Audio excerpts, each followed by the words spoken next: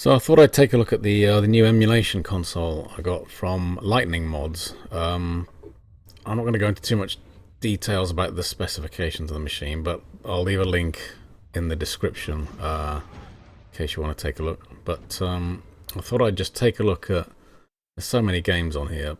I thought I'd just take a look at some of the games that I've played throughout the years on various consoles. Just to kind of have a look at what they look like now, what they look like running on this. So, I think the oldest one I could find is the Amstrad.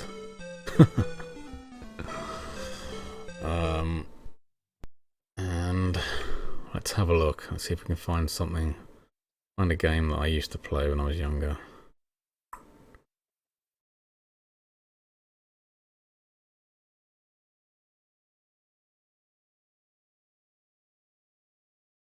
So this is a game.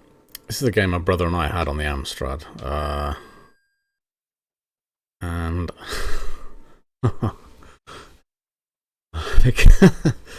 think if this was rated at frames per second, I think it would probably be, I don't know, a frame a second, something like that. Quite odd, as it were. I mean, back then this seemed quite impressive because it was like a big 3D world, and the object I think was to find. It was basically to drill for various different things like precious metals, I think. Things like that, but there were... I don't even know if you can look around in this. But there were things that could shoot you, I think.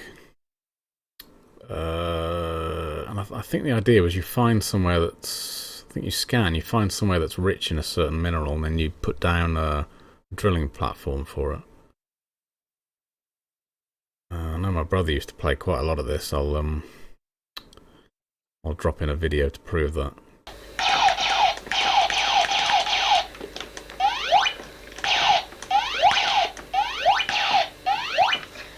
Now what we do is we back off. Where should we go now? But yeah, this is ooh. God, I remember that. Ow. Need to get out of here. This was probably technically the third probably computer or console that we had. The very first one was like a very basic, like a sort of Atari game system that only played things like Pong. A very basic like Formula 1 game that was top down. Very, very basic. And then we had Texas Instruments. It was like a big sort of chunky keyboard that you could put cartridges in. I don't think they've got that on here, but if I can find games on other systems that were similar, I might show you those. But yeah, this is this is Driller. God, it's like you can't even have the whole, like you can't have the full screen. It's just like the viewing screen is part of the game screen. I think that X is where you put down a drilling platform. But yeah, it's kind of like a resource gathering game. Seemed really good at the time, if you can believe that.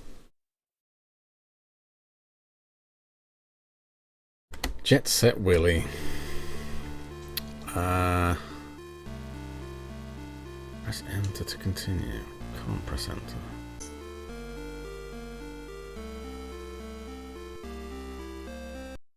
Oh God. Okay, it works now. So this game is this game was weirdly addictive. It's amazing how basic it is, but I can't remember what the I think the idea is. It's like the morning after a party or something. I don't know what's happening with the toilet, but you're sort of like wandering around this guy's house. He's like hungover and trying to work out what happened. I don't know what that thing is. Yeah, it's basically just a platformer. Can't remember what the idea is. I can't remember what the object was. I'm supposed to go out. Down here. Weird house he's got. Jet Set Willie, yeah, I think there were a lot of games like this. Oh, shoot. Oh, God, now he's turned into a nightmare room. Okay, now he's turned into a different kind of animal. Weird. Banyan tree. Oh, dear. Oh, what is... no. Oh, dear. I didn't have this game, Kenny Dalglish Soccer Manager, but but look at those graphics. Oh.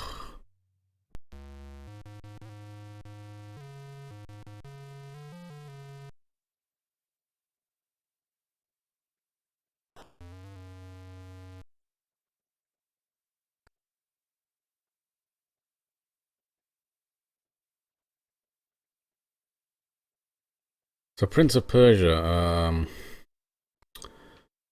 this was the first game that I bought. There was like a subscription service. I must have seen it in a computer magazine. And you basically, I think, paid a certain amount a month, and then you had to choose 2 or 3 games, either that month or for that like quarter or something. And I think Prince of Persia was the first one I had. Oh, you're supposed to do that. Okay. So yeah, I think this was the first game I had from that subscription service. I had several more. I think I had Golden Axe at one point, and there was a Teenage Mutant Ninja Turtles game. Oh my word, nasty. And in the end, I just cancelled it because I don't know whether I'd moved on from the Amstrad then to the NES or not. I don't know.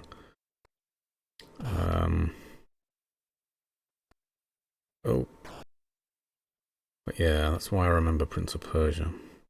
It's not a bad game. I mean, is it? Oh god, how am I supposed to fight this guy? I haven't got anything. Yeah, as a platformer, it was pretty good, from what I remember.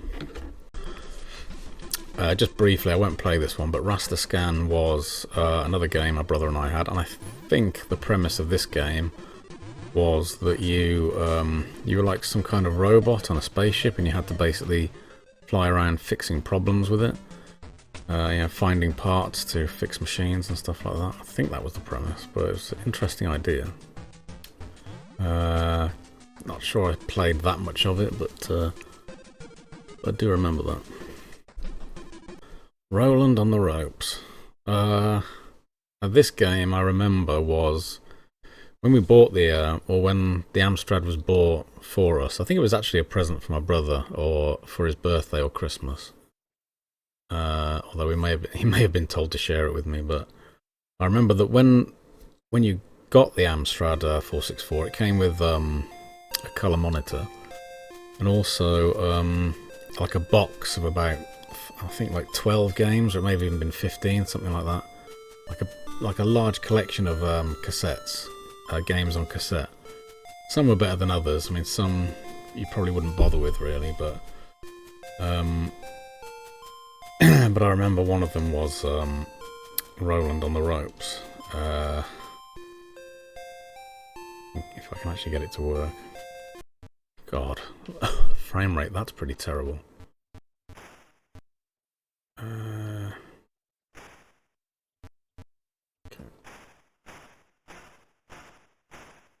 Well, I'm shooting it, but it's not doing any good.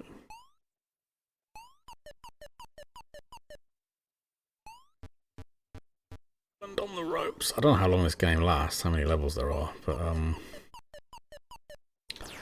yeah, we're done for. You can see like when he gets attacked, you can see there's like a black box around the character that they've obviously hidden by having these passageways be black as well. Hang on, the jump buttons can't be the same as fire, surely.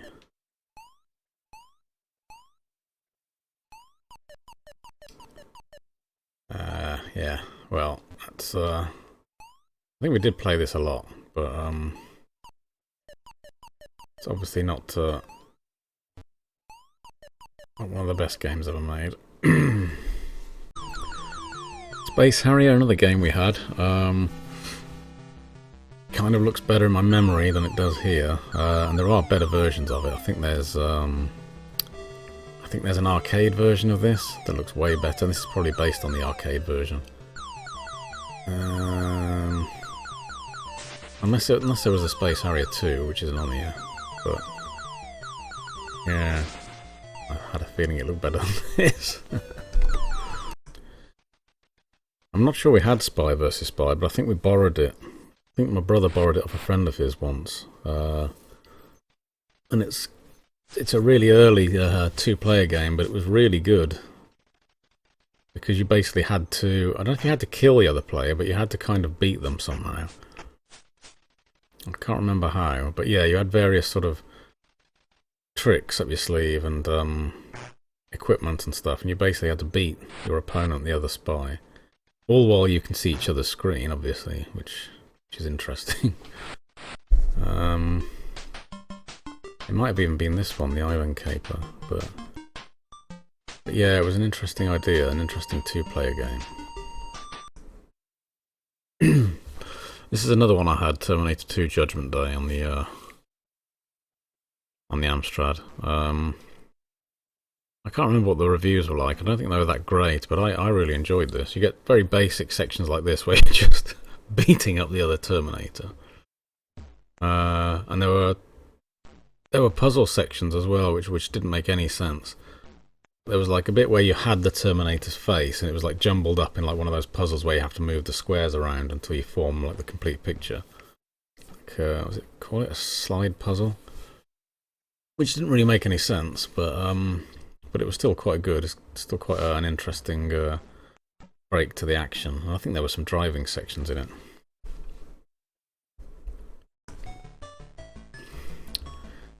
The Rocky Horror Show, or the Rocky Horror Picture Show. Weird that they call it the Rocky Horror Show and not the Rocky Horror Picture Show, but yeah, this was another one we had. Like text-based. I mean, don't think any of these games had speech in them. But I remember playing this. Quite good fun, I think.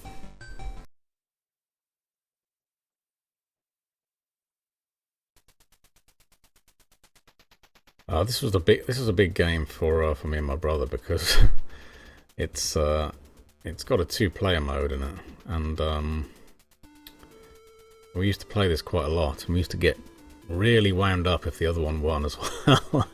So much that we'd give each other a dead arm if we lost. Very competitive. Oh, I don't even know if this is going to work. Fire or space to play.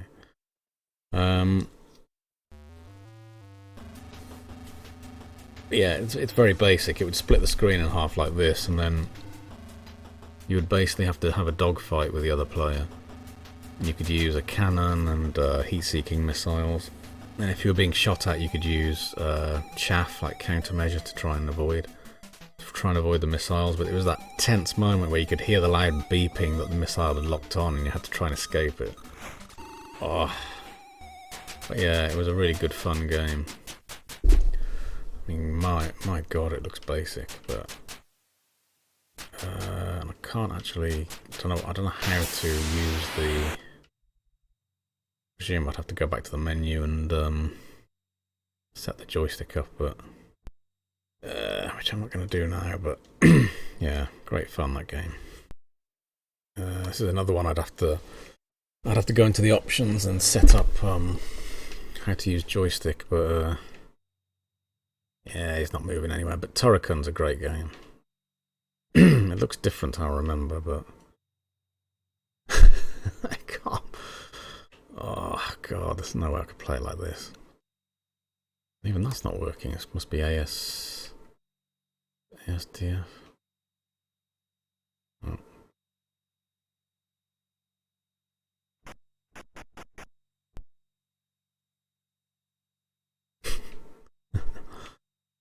No.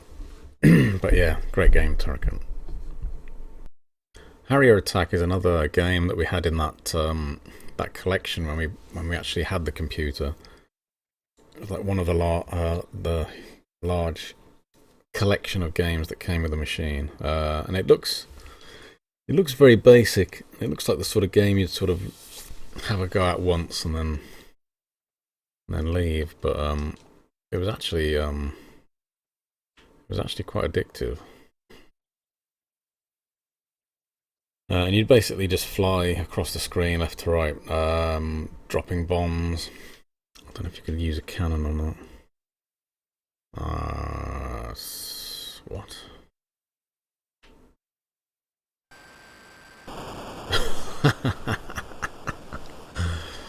Yep, crashed into the aircraft carrier. Doing anything now?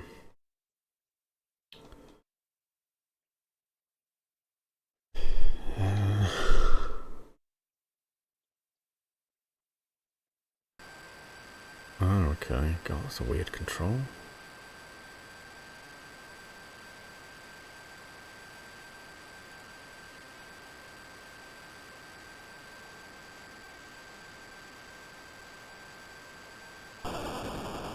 That's dead.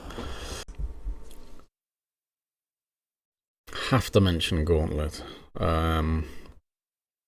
Gauntlet was a great game. Again, it was a really good two-player game.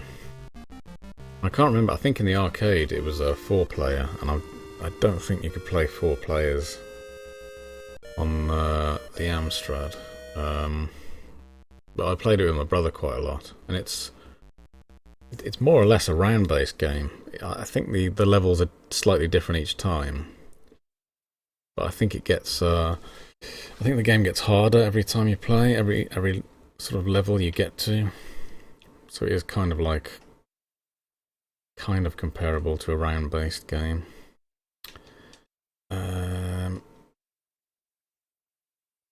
That's right. Yeah, and you could choose Wizard, Elf, Warrior, Valkyrie. That actually let me use the joystick this time. Challenger waits.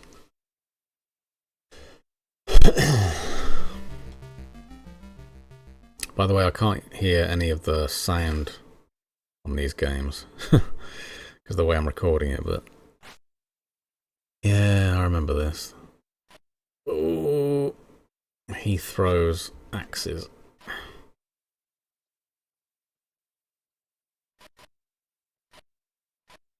I think that key basically, yeah, takes you straight to level 2. Maybe some of the levels are on different parts of the same map, I don't know. But yeah, that's the objective. You have to find a key, and then you can pass through the exit. But I don't know if the keys open those doors as well. It might do. God, look at all those enemies. Yeah, here they come.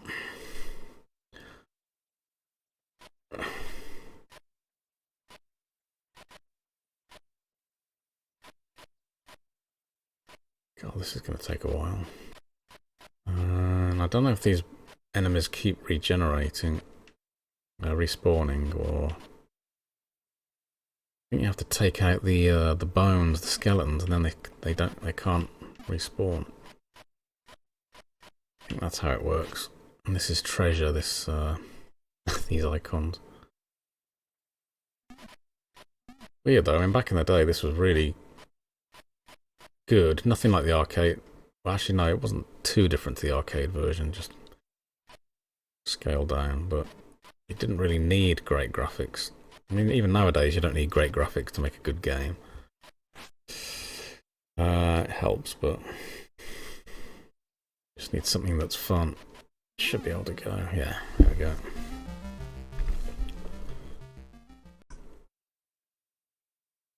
I won't actually play this one, but Dunder is another game I remember. And I think it's kind of like, I suppose, a walking simulator in a way. I can't remember what you had to do.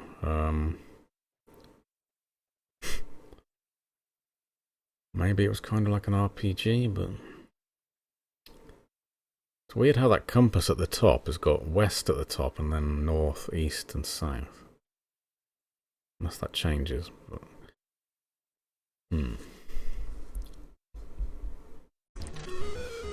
Yeah, they made a lot of these Dizzy games, and they were really good in that you had like several areas you could wander around, and you could only basically had to collect certain objects and do things with them and work out the puzzles so that you could proceed. But I didn't have any of these. I think the one we had was Dizzy Goes to Hollywood, I think, and it was like film.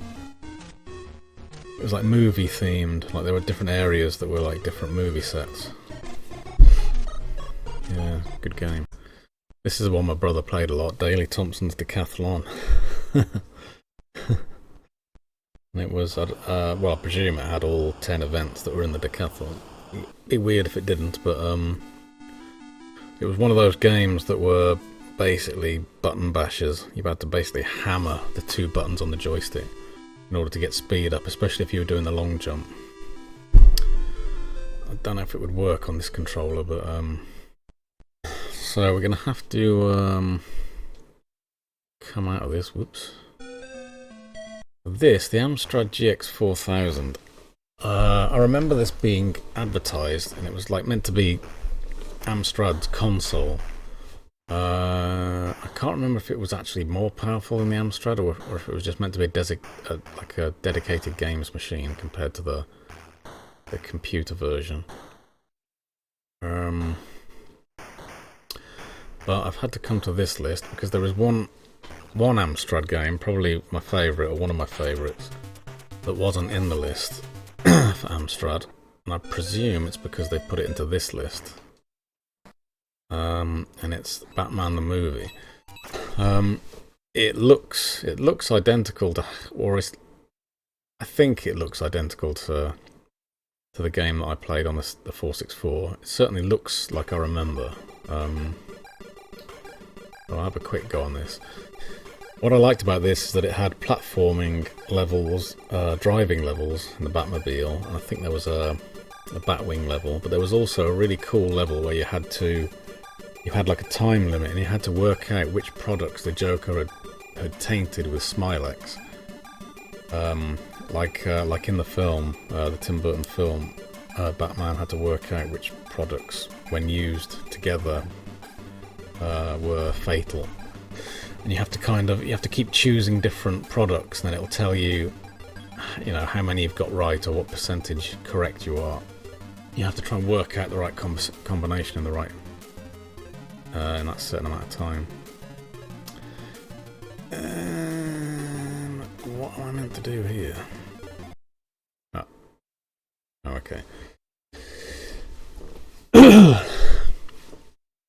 The soundtrack to this is weird. I don't know why they couldn't get the licensed soundtrack, but it doesn't sound like the movie music. So I used to just play music, CDs over the top of it. Oh no, stop that. And I distinctly remember playing Drama by Erasure while I was playing this. That's like the lasting memory I've got. I might have to put that on at the end of this video. That's right, yeah, you could fire batarangs like that, and then you go up by using his grapple like that. You could fire it diagonally. I don't think there's a jump button there. No, it's not going to let me do that. Yeah, and at the end of this level, you've got acid there that falls down. That's an environmental hazard. Stop doing that. I don't know what you're doing now. He's got a life of his own. Get back over there. Oh god, at the end of this level, he seems to be moving of his own accord now. At the end of this level, the Joker falls into the acid. That health bar at the bottom's interesting. The more you get hurt, the more your face turns from Batman to the Joker. Which, I guess makes sense, I don't know. Stop throwing those. No! Right, I've got to go back again.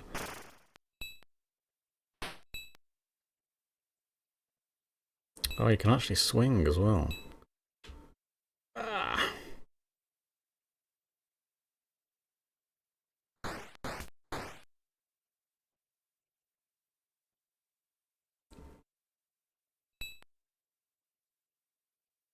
Oh dear. Well, I don't think I'm gonna do any more of that. I'll be here all day. It's amazing how much patience you needed back then. Without checkpoints.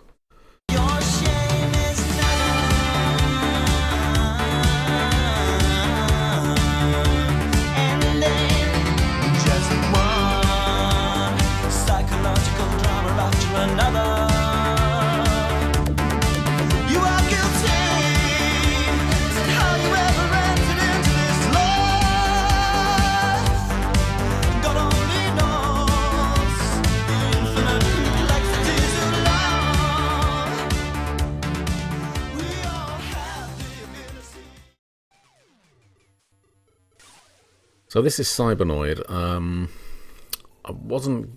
I forgot to actually play this or find it when I was having a look on Lightning mods. I wasn't gonna stress about it because there's probably a lot of games that I played on the Amstrad that I haven't included in this video.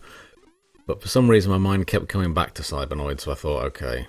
And this footage is actually from Amstrad Maniac on YouTube, so credit to them. And it was just a really, really nice little like space shoot 'em up with some platforming elements in it. There was some sort of sections where you had to fit your spaceship into sort of narrow gaps and sort of make your way through. Just a really well designed game. It just came across as being really well thought out, and yeah, credit to, I think the guy who developed it was called Raphael Keko. Interesting name.